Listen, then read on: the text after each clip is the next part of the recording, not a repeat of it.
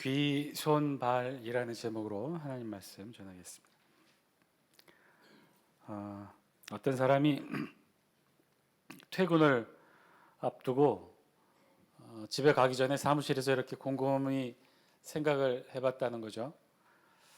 다름 아니라 최근 와서는 아내가 자신이 물어보는 말에 제대로 대답을 안 한다는 것을 이렇게 좀 깨닫게 되었다는 거예요. 그래서 남자가 고민을 했어요. 왜 내 이야기에 점점 대답을 안 하는 걸까?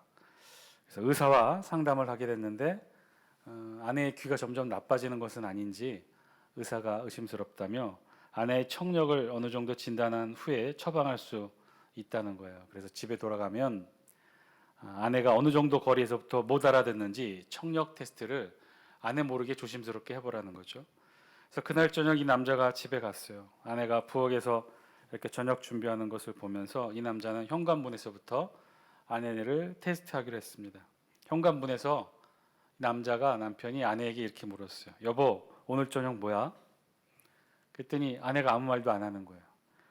응접실, 거실 입구로 들어왔어요. 또 묻습니다. 여보, 오늘 저녁 메뉴가 뭐냐니까? 그래도 대답을 안 하고 있어요. 부엌 입구까지 왔어요. 여보, 오늘 저녁 메뉴가 뭐야? 그래도 아내가 대답을 안 하는 거예요.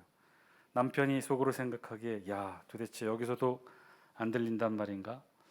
남자는 갑자기 가슴이 먹먹해졌어요. 아내가 이렇게 귀가 심각하게 먹은 줄 몰랐던 거죠. 천천히 이 남자는 아내 곁에 다가와서 아내 등에 손을 살포시 얹으며 최대한 부드러운 다정스러운 목소리로 이렇게 물었습니다. 여보, 오늘 저녁 뭐지? 메뉴가 뭐야? 그랬더니 아내가 획 돌아서서는 큰 소리로 이렇게 말합니다. 도대체 내가 칼국수라고 몇 번 말해야 알아듣겠어? 누가 못 알아들은 거예요? 남편이 못 알아들었던 거죠. 수업 시간에 이 사오정이 수업 듣다 말고 선생님께 손을 들더니 이렇게 말했대요. 선생님, 칠판 글씨가 하나도 안 보이는데요? 그랬더니 선생님이 사오정에게 묻습니다. 야, 너 눈이 몇이냐? 예? 제 눈 둘인데요? 그게 아니고 눈이 얼마냐고 아마 시력을 묻는 거겠죠. 그랬더니 사오정이 이렇게 말합니다. 예? 제 눈 안 파는데요? 상대의 말을 잘 알아듣는다는 것 어쩌면 이거 단순한 기능상의 문제만은 아닐 거예요. 일단은 잘 알아들을 수 있어야겠죠. 잘 듣지 못하면요, 그 다음 단계인 상대의 말에 대한 이해를 할 수 없는 단계까지 이르게 됩니다. 그러니까 일단은 잘 들어야 돼요. 그런데 잘 듣는 것도 중요한데 그보다 더 중요한 것은 잘 이해할 줄 알아야 되고, 그리고 한 걸음 더 나아가서 어떻게 해야 되냐면 공감할 수 있어야 돼요. 우리 주변에서 말을 잘 듣지 못하는 사람들 아마 일부 있을 것입니다. 물론 연세들이 드시고 나이가 들면 청력이 떨어지게 되니까 잘 못 듣게 되죠. 그럼 상대의 말을 빨리 정확하게 잘 듣지 못하게 됩니다. 그러면 대화도 단절이 되고 쉽게 이야기를 이어나가지 못하게 되죠. 그런데 그건 오히려 괜찮아요. 왜냐하면 나이가 들어서 청력이 떨어져서 잘 듣지 못하는 거 괜찮은 이유는 다 마찬가지니까. 다 나이가 들면 조금씩 차이는 있겠지만 잘 안 들리게 되더라고요. 저는 나이를 그렇게 많이 먹지 않았지만 저도 여기 점점 청력이 떨어져 가고 있는 걸 좀 느끼는데, 그거로 인해서 너무 속상해하지도 마세요. 점점 나이가 들면 들수록 기능이 떨어지는 것, 청력의 기능이 떨어지는 것 어쩌면 당연한 걸지도 모릅니다. 많이 사용했으니까, 많이 썼으니까 잘 안 들리겠죠.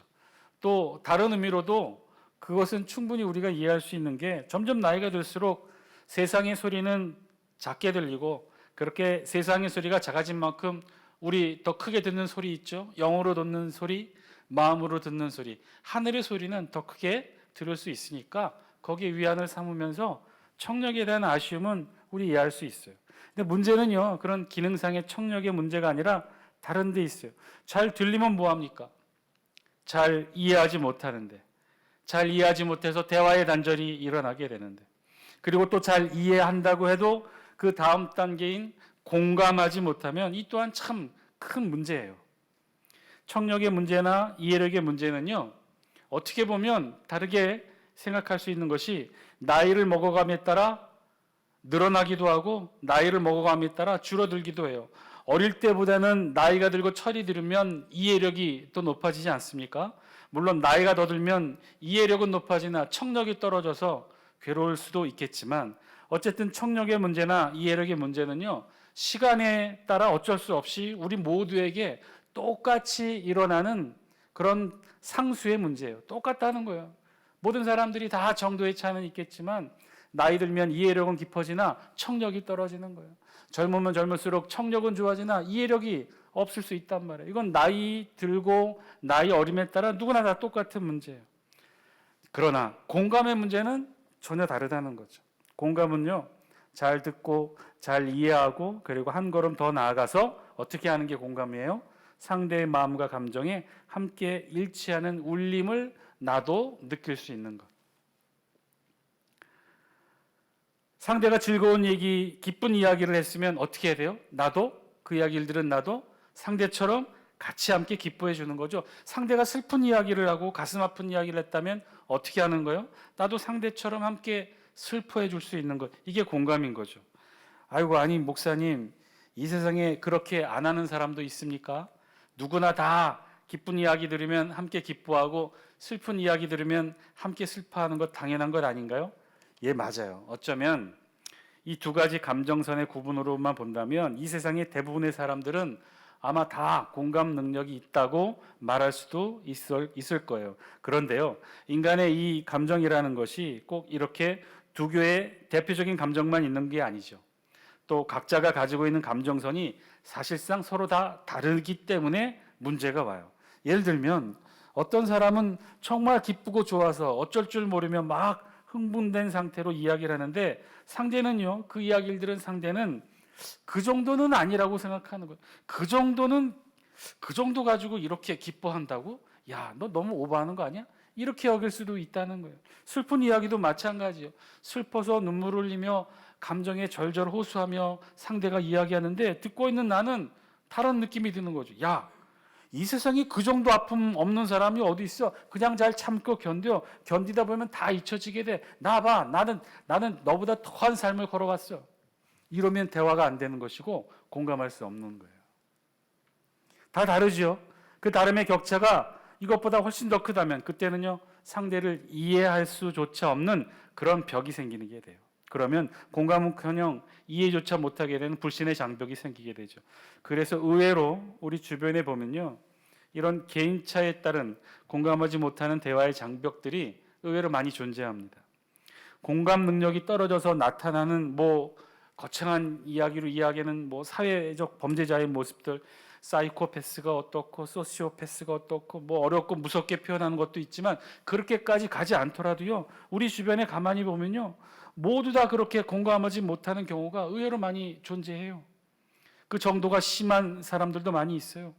사이코패스, 소시오패스, 범죄자는 아니라 하더라도요, 우리 주변에 보면 정도의 차이가 심한 이유로 아예 상대의 말을 경청하지 못하는 사람도 있어요. 이런 사람들의 특징이 있는데 아무리 말을 해도 들으려 하지 않는데요.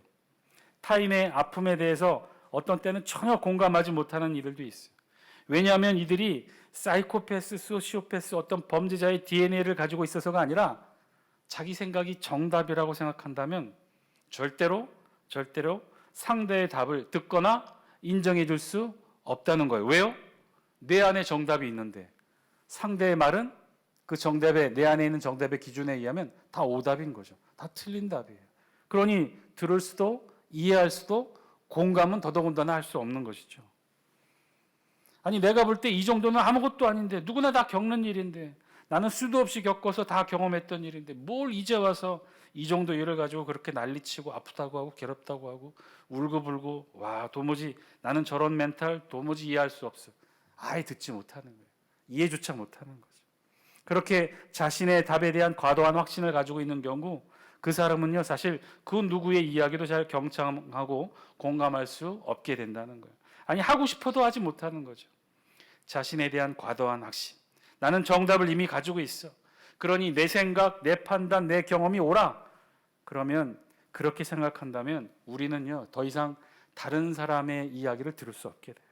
왜냐하면 내 안에 정답이 있는데 그와 이와 다른 세상의 다 모든 이야기는요 다 내 안의 정답의 기준에 의하면 오답인 거죠. 틀린 답이고 멍청한 생각이고 잘못된 의견이고 어리석은 생각일 뿐이에요. 그러니 듣지도 못하고 들어도 이해도 못하고 이해해도 절대로 공감 못하는 거죠. 그래서 공감의 제일 중요한 전제 조건 중에 하나는요 잘 들을 수 있는 청력만이 아니라 잘 이해할 수 있는 이해력만이 아니라 상대의 의견에 잘 경청하는 것만이 아니라 내 안에 정답을 내려놓는 것에서부터 시작해요. 자, 오늘 우리 본문은요. 우리 본문의 말씀은 레위기 말씀에 이스라엘 5대 제사의 연장선에 있는 이야기의 말씀이에요. 그리고 모든 율법의 마지막 말씀, 가장 중요한 핵심이라고 할 수 있는 제사장 위임식에 관한 말씀이 바로 오늘 우리 본문의 말씀으로 이어지고 있어요. 이 위임식의 말씀은요. 장장 7일에 걸쳐서 진행됩니다. 제사장 위임식 제사, 그 마지막 위임식 제사는요. 위임식 화목제에 대해 오늘 우리 본문이 설명하고 있어요. 우리 다 함께 22절 말씀 영상을 통해 같이 한번 읽어볼까요? 22절입니다. 시작. 또 다른 순양 곧 위임식의 순양을 드릴새 아론과 그의 아들들이 그 순양의 머리에 안수하매. 아멘. 또 다른 순양 곧 위임식의 순양을 드릴새라고 오늘 우리 본문 이렇게 시작하죠. 이 앞구절에 있는 이 말씀 원어로 직역을 하면 그 뜻은 이래요. 그 두 번째의 그 순양 곧 위임식의 순양을 드릴새 이렇게 해석이 될 수 있습니다. 그러니까 위임식에 사용되는 순양이 몇 마리였다는 거예요? 2마리였다는 거예요. 2마리. 그 첫 번째 순양의 경우 이미 앞에 18절에서 번제로 하나님께 드려졌고요. 그리고 두 번째 순양의 경우가 바로 오늘 우리 본문을 통해 위임식 세 번째 제사인 화목제 제사의 제물로 드려지게 되었다는 거예요. 자, 그러니까 지금까지 제사장 위임식 절차는요, 총 7일에 걸쳐서 3개의 제사를 연이어 동시에 드리게 되어 있는 거죠. 사실은요, 이 번제뿐만 아니라 속제제 또 위임식의 화목제 제사뿐만 아니라 이 위임식의 3가지 제사는요, 총 3가지 제사로 드려지게 됩니다. 위임식은 속제제로부터 시작돼요. 우리 14절 말씀 8장 14절 영상을 통해 같이 한번 읽어볼까요? 시작. 모세가 또 속죄제의 숫송아지를 끌어오니 아론과 그의 아들들이 그 속죄제의 숫송아지 머리에 안수하매. 위임식 제사는요 총 3가지 제사가 연달아 이루어지고 있어요. 그 첫 번째 제사는 속죄제, 그리고 두 번째 제사는 번제, 그리고 세 번째 제사는 오늘 우리 본문에 이어지는 화목제 제사예요. 그 첫 번째 속죄제 제사의 제물로 드려지는 것은 숫송아지가 제물로 드려지고, 두 번째 번제와 화목제는 어린 양 2마리를 가지고 하나는 번제로 하나는 화목제로 드려지게 된다는 거예요. 그래서 14절과 18절에 이어 오늘 22절에 우리 본문에서는 그 두 번째 순양으로 위임식 화목제 제사를 드리게 되었다라고 오늘 우리 본문이 시작합니다. 위임식에서뿐만 아니라 실제로 이후 이스라엘에서 드려지게 되는 제사들은요, 이렇게 특정한 목적의 제사 하나만 드렸던 것이 아니라 이 5가지 제사를 그 목적과 용도와 쓰임에 따라서 여러 번의 제사를 함께 연이어 드리기도 합니다. 위임식에서는 그래서 속죄제, 번제, 화목제 순으로 3번의 제사를 드렸다는 것이죠. 먼저 속죄제로 아론과 그의 아들들이 제사장의 직분을 섬김에 있어 먼저 하나님 앞에 속죄 제사, 숫송아지를 제물로 한 속죄제 제사를 드렸다는 거예요. 그리고 번제로 아론과 그의 아들들이 하나님 앞에서 온전한 헌신의 의미로 제사를 드리게 되고, 마지막 화목제로 아론과 그의 아들들이 하나님과 이스라엘 백성 사이의 영원한 화목 제물로 살아가도록 그렇게 제사장 위임식 제사를 3번의 제사에 걸쳐서 드려지게 되었다. 자, 그래서 위임식 제사는 이렇게 총 3번의 제사를 연이어 드리도록 했어요. 속죄제, 번제, 화목제. 자, 그런데 그 화목제 마지막 3번째 제사 화목제 제사에서는 다른 화목제에서는 볼 수 없는 특별한 의식을 행하게 합니다. 우리 23절 말씀 23절입니다. 우리 영상을 통해 같이 한번 읽습니다. 시작. 모세가 잡고 그 피를 가져다가 아론의 오른쪽 귓부리와 그의 오른쪽 엄지손가락과 그의 오른쪽 엄지발가락에 바르고. 모세가 위임식 이 세 번째 제사, 화목제의 제사에 쓰여지는 또 다른 순양, 그 화목제 제물을 잡고 그 피를 가져다가 어떻게 했느냐? 아론의 오른쪽 귓부리, 그리고 아론의 오른쪽 엄지손가락, 그리고 아론의 오른쪽 엄지발가락에 그 순양의 피를 발랐다는 거예요. 그리고 이어지는 24절 말씀에 보면 아론뿐만 아니라 아론의 아들들도, 왜냐하면 아론의 아들들에게 대제사장과 제사장의 위임식을 진행하고 있으니까 아론의 아들들에게도 똑같이 모세가 어떻게 했다는 거예요? 아론의 아들들의 오른쪽 귓부리에 제물의 어린 양의 피를 바르고, 오른쪽 엄지손가락에 제물의 어린 양의 피를 바르고, 오른쪽 엄지발가락에 순양의 피를 발랐다는 거죠. 왜 하나님은 모세에게 이렇게 하도록 명령하셨을까요? 이 의미가 무엇이었을까요? 사실은 이렇게 제물의 피를 바르는 행위는 24절 말씀에 그 의미가 함께 담겨져 있는데요. 우리 24절 말씀 영상을 통해 같이 한번 읽어볼까요? 시작. 아론의 아들들을 데려다가 모세가 그 오른쪽 귓부리와 그들의 손의 오른쪽 엄지손가락과 그들의 발의 오른쪽 엄지발가락에 그 피를 바르고 또 모세가 그 피를 제단 사방에 뿌리고.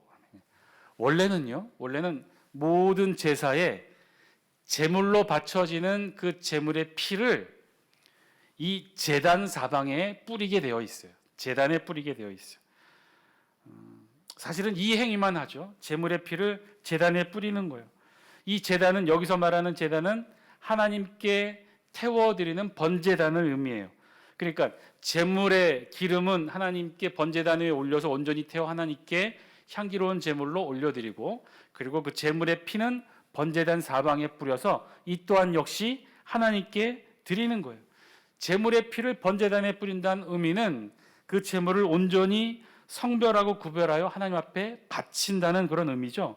이 제물을 하나님께 드린다는 거예요.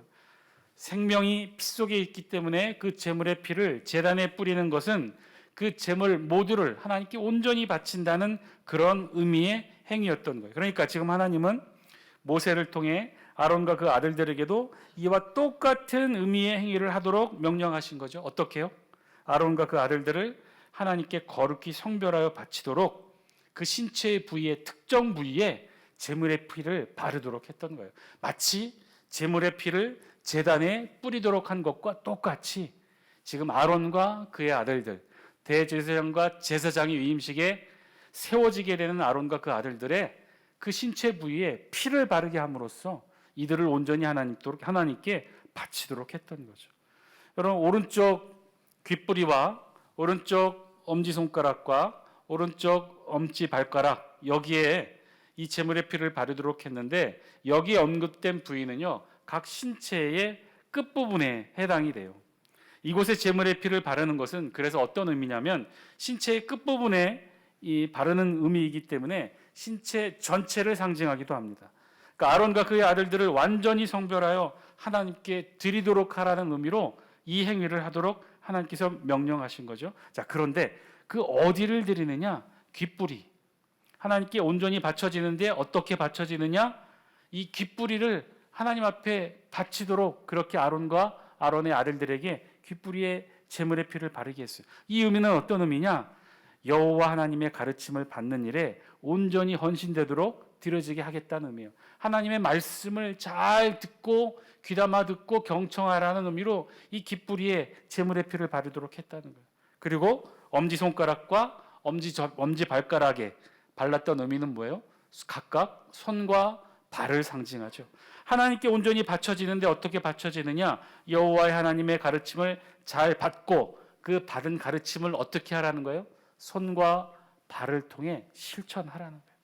온전히 일생을 통해 헌신되어지도록 그렇게 하나님의 말씀을 행하도록 그렇게 아론과 그의 아들들을 세웠다는 거예요.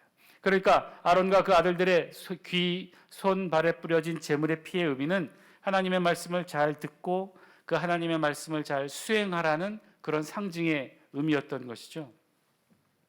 제사장의 실제적인 의미가 그러했다는 거예요. 단순히 하나님께 드려지는 제사를 돕는 의미만이 아니었던 거죠. 하나님의 말씀을 잘 받고 그 하나님의 말씀을 잘 실행할 수 있도록 세웠던 자들이 바로 제사장들이었다는 거예요. 오늘 우리 본문의 의미는요, 역사적 의미가 있어요. 오늘 이 본문의 의미는 제사장 위임식이에요. 오늘 제사장 위임식을 통해 인류 최초로 이 땅에 하나님이 지금 제사장을 세우고 계신 거죠. 우리 지금껏 우리가 창세기 말씀과 출애굽기 그리고 레위기 말씀을 쭉 이 강독을 통해 정독해 왔습니다. 그 말씀에 담겨 있던 내용들은 어떤 거죠? 하나님께서 창세기 아담의 범죄함으로부터 시작된 하나님의 구원의 역사가 우리 창세기와 출애굽기와 레위기에 기록되어 있죠. 하나님은 아담의 범죄함으로 인류가 타락하고 죄를 범하게 되자 하나님은 한 사람으로부터 하나님의 구원 계획을 실천하십니다. 그 한 사람이 누구예요? 아브라함이에요. 하나님은 창세기에서 아브라함을 부르시고 그 아브라함을 통해 이제 모세와 이스라엘 백성을 통해 그 하나님의 비전과 구원 계획의 꿈을 이루시게 된 거예요. 그게 뭐예요? 아브라함을 통해 보여주셨던 하나님의 비전이 뭐죠?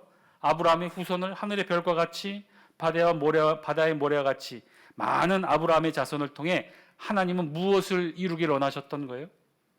애굽의 노예 생활을 하고 있던 이스라엘 백성들을 모세의 10가지 재앙을 통해 홍해와 만나와 메추라기를 통해 하나님께서 이루고자 하셨던 최종적인 목적은 무엇이었나요?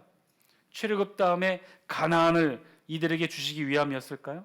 하나님의 진짜 목적은 따로 있었다고 했죠.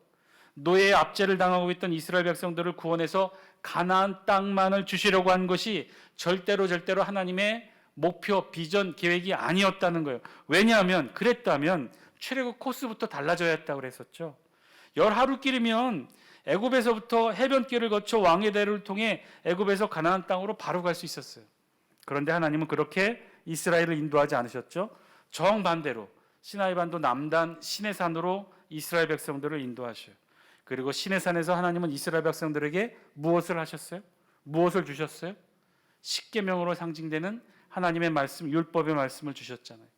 그 율법의 말씀은 600여 가지가 넘는 율법의 말씀, 마지막 장에 있었던 그 말씀의 내용이 무엇인지 여러분 기억하시나요? 출애굽기 19장 이후부터 하나님이 십계명을 통해 이스라엘 백성들에게 율법의 말씀을 주시면서 율법 하나하나를 다 설명해 주시죠. 그 출애굽기 마지막에 있었던 말씀이 뭐예요? 성막에 관한 말씀. 그 성막에 관한 말씀 다음에 이어지는 게 뭐예요? 제사장 복식, 의복에 관한 말씀. 그리고 이어지는 레위기에 있는 말씀, 앞부분의 말씀이 뭐예요? 5대 제사. 이스라엘 백성들이 하나님께 드릴 수 있었던 5가지 제사에 대해 말씀하시고 이제 이어지는 하나님의 말씀이 뭐예요? 그 5대 제사를 통해 지금 하나님이 누구를 세우고 계신 거예요? 제사장을 세우고 계신 거예요. 하나님이 설정해 놓으신 율법의 말씀, 그 율법의 핵심이었던 성막과 제사장 복식 규정을 통해 이제 5가지 레위기에 기록되어 있는 5대 제사를 통해 하나님이 인류 최초로 이 땅 가운데 세우시고 계신 것이 누구였느냐? 제사장이었다는 거예요. 제사장.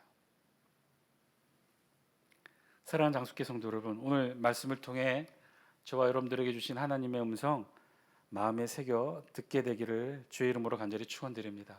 하나님은요, 지금 이스라엘 백성들을 출애굽시켜서 시내산에 불러다 놓고 율법의 말씀을 주시고 그 600여 가지가 넘는 그 모든 율법의 말씀을 통해 지금 하나님이 이 땅 가운데 최초로 세우신 것이 누구였냐면 제사장을 지금 세우고 있다는 거예요. 성막에서 일하고 섬길 제사장, 그리고 또 섬길 레위인들, 그리고 그 제사와 제사장과 레위인들과 함께 하나님께 제사를 드리며 하나님을 섬길 수 있는 선민 이스라엘 백성들, 하나님께서 원하셨던 하나님의 비전의 꿈, 아담의 타락 이후 아브라함 한 사람을 통해 하나님이 꿈꾸셨던 그 꿈의 구원 계획의 비전은 무엇이었냐면요, 이 땅에 하나님을 섬기는 선민 이스라엘 백성을 통해 5대 제사 제도를 통해 성막을 통해 하나님 앞에 제사 드리며 제사장을 통해 하나님 앞에 이스라엘 백성들이 온전히 나와 이 땅 가운데 선민으로 살아갈 수 있도록 하나님은 그렇게 이 땅 가운데 율법의 말씀을 통해 최초로 제사장을 세워 이스라엘 백성들이 제사하며 하나님 앞에 나올 수 있도록 하나님이 그렇게 길을 열어주셨다는 거예요. 그렇게 이 땅에 아브라함 한 사람을 통해 시작된 하나님의 꿈은요, 드디어 이 땅에 선민 이스라엘 백성들이 생겨났고 그 중심에 하나님께 제사를 드릴 수 있는 성막과 제사장이 세워지게 되었다는 거예요. 그런 의미에서 이 제사장은 굉장히 중요해요. 이 제사장의 신학적 위치는 굉장히 중요해요. 드디어 이 땅에 하나님이 세우신 제사장을 통해 이스라엘 백성들은 하나님께 제사를 드리며 하나님 앞에 나올 수 있게 된 거예요. 자, 그러면 그 제사의 참된 목적은 무엇인가? 동물의 피를 흘리고 인간의 죄를 대신 지게 하고 그렇게 아무 죄 없는 동물의 사륙이 일어나는 장소가 바로 성막 제사의 핵심이 아니라 그 피 흘림의 제사를 통해 인간이 처음으로 하늘의 하나님을 만나게 되고 그 하나님을 만나는 그 중심의 자리에 하나님께서 제사장을 세우셨다는 거예요. 그런데 그 제사장의 역할과 임무가 무엇이냐? 그 역할과 임무가 뭐라는 거예요? 오늘 마지막 제사장 위임식 화목제 제사를 통해 하나님이 그 역할과 임무를 상징적으로 아론과 그 아들들에게 세워주신 거예요. 어떻게? 깃볼에, 엄지손가락에, 엄지발가락에 화목제 희생 제물의 순양의 피를 발라가면서 하나님이 이 땅에 최초로 세우신 제사장의 역할과 임무에 대해 설명하고 계신 거예요. 어떻게요? 하나님의 말씀을 잘 듣고 하나님의 들은 그 말씀을 잘 손과 발로 실천하며 살아가라. 사랑하는 장수교 성도 여러분, 오늘 저와 여러분 모두 지금 이 자리에 앉아 있습니다. 이 자리가 어떤 자리인가요? 저와 여러분들이 앉아있는 이곳이 과연 어떤 곳인가요? 장수교회 아닌가요? 이 구약 성경에 비유하자면 성막과 성전에 비유하자면 지금 저와 여러분들이 앉아있는 이곳은 어떤 위치인가요? 여러분 저 뒤에 보면 우리 교회에도 요즘 교회는 현대식 교회는 이 커튼을 잘 사용 안 하는데 옛날 교회들은 다 저렇게 커튼이 있어요. 한번 뒤로 돌아보시겠어요? 뒤에 보면 붉은색 커튼이 출입구에 쳐져 있죠. 저 커튼이 상징하는 게 뭘까요? 구약 성경에 비유하면 여러분들이 앉아 있는 이 자리는 어디에 해당하는 것일까요? 지성소에 해당하는 곳이에요. 왜 그래요? 이 여러분 전면 앞에 보고 있는 이 십자가 뒤로 커튼이 쳐져 있고 또 다른 공간이 있어요, 없어요? 이 여러분들이 보고 있는 이 전면 앞에 벽 뒤 너머에는요 아무것도 없어요. 성전에 가장 깊숙이 마지막으로 여러분들이 들어올 수 있는 곳까지 여러분이 다 들어오신 거예요. 이곳 이 자리는요 구약 성경에 의하면 성막과 성전에 비교하면 바로 이 자리는 어떤 자리예요? 지성소의 자리예요. 그 지성소의 휘장을 찍고 저와 여러분들이 지금 이 자리에 앉아 있는 거죠. 구약으로 말하면 대제사장이나 1년에 한 번 목숨 걸고 들어올 수 있는 자리가 바로 저와 여러분들이 앉아있는 바로 이 자리예요. 단번에 드려진 예수 그리스도의 마지막 희생제사, 그 예수 그리스도의 어린 양의 피가 그래서 저와 여러분들에게도 묻혀져 있는 거예요. 그 피를 그늘막 삼아 지금 하나님 앞에 지성소의 거룩한 자리에 저와 여러분들이 앉아있는 거예요. 그러면요 오늘 본문의 말씀에 의해 다시 한번 우리 가운데 묻혀진 그 예수 그리스도 어린 양의 피의 흔적을 다시 한번 쫓아가 보면 그 예수 그리스도의 피의 흔적이 우리에게도 어디에 묻혀져 있다는 거예요? 우리의 귓볼에, 우리의 엄지손가락에, 우리의 엄지발가락에 묻혀 있다는 거예요. 왜 하나님이 어린 양의 예수 그리스도의 피를 우리 귓볼과 엄지손가락과 엄지발가락에 묻혀놨을까요? 그것은요 똑같아요. 하나님의 말씀을 잘 들으라고, 하나님의 말씀을 잘 듣고 손과 발로 잘 실천하라고. 그렇게 예수 그리스도의 어린 양의 피가 그래서 오늘 우리에게도 묻어 있는 거죠. 하나님의 말씀을 잘 들으시는 여러분 되시길 바랍니다. 그리고 하나님의 말씀을 잘 실천하시는 여러분 되시길 바랍니다. 먼저 잘 들어야 돼요. 하나님의 말씀을 잘 들을 수 있어야 돼요.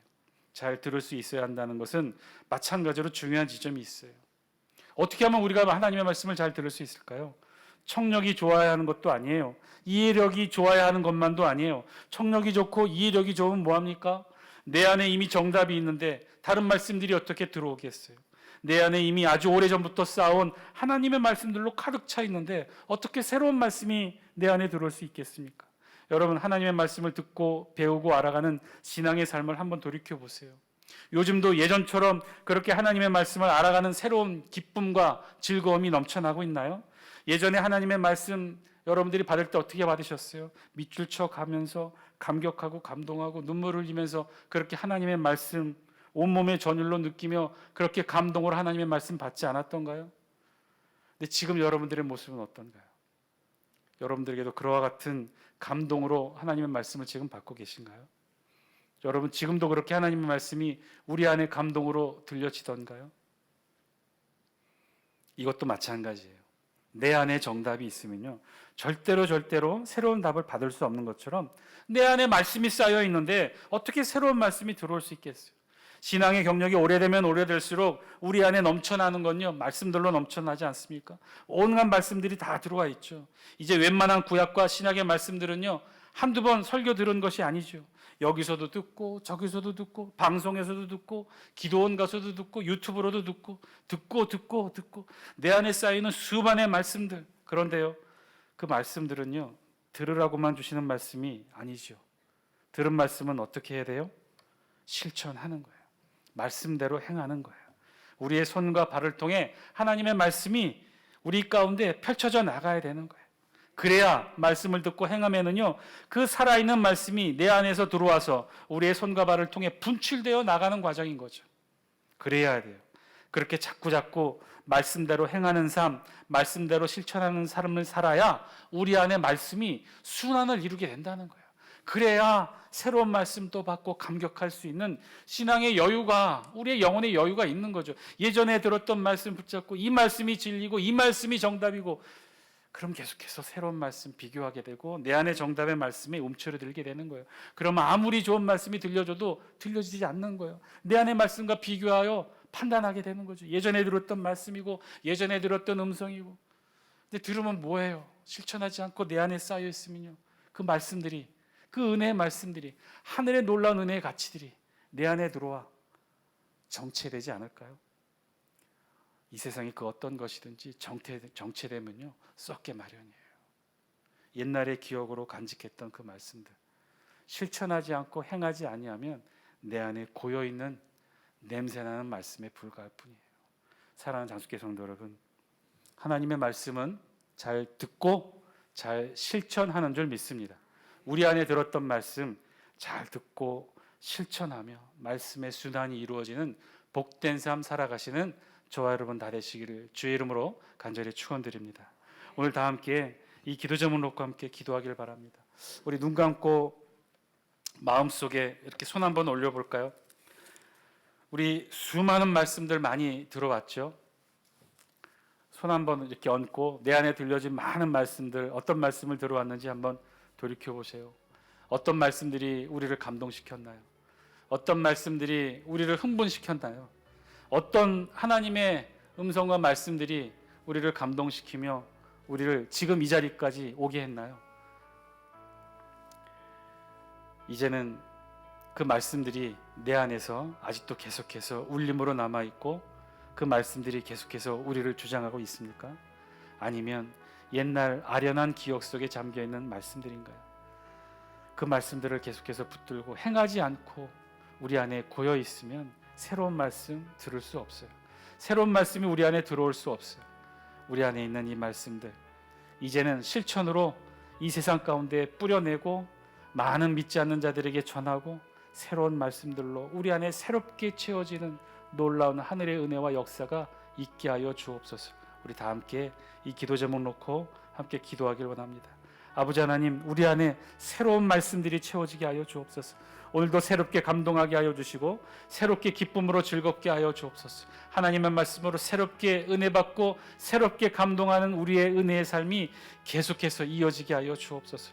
멈추지 않게 하여 주옵소서. 우리의 귀를 열고 마음을 열어 새로운 말씀 듣고 그 새로운 음성, 주님의 음성 붙들고 남은 여생 힘있게 살아가는 우리들 되게 하여 주옵소서.